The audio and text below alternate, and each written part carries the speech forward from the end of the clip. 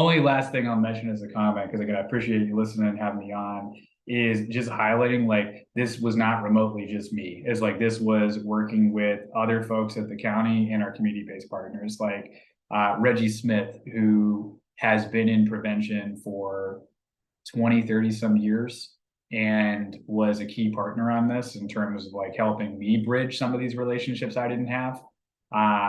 Honestly, most of them I didn't have. I had a number of them from the neighborhood I grew up in, but outside of my neighborhood, I didn't. Reggie did. And he was a bridge into a lot of these spaces and also an expert that helped craft this stuff.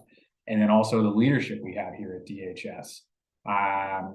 Because without their commitment and they're wanting to invest in this, none of it would have happened. And then most importantly, the community-based partners.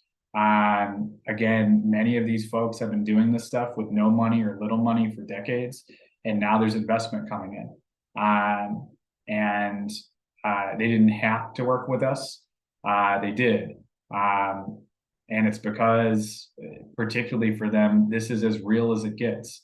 They are the ones losing overwhelmingly. Sons, brothers, nephews, dads, right? And also young women affected by this as well. Even if it's not to the same disproportionate level, that's there too. Every life is a lost life. And again, this impacts these entire communities.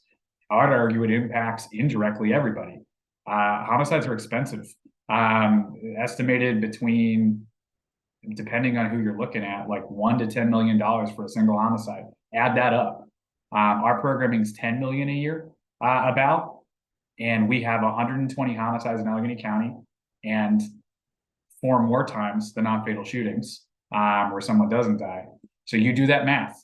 10 million is a lot cheaper than all those costs. And if we care about saving the taxpayer money, we got to make that argument too, right? Like, but that's why these people care. And then I, like, while it's not to the same extent, based on some of my prior experience I talked about, and also genuinely getting to know a lot of these men and women doing this work, they are my friends. A lot of them, not just coworkers over the past number of years and prior to that.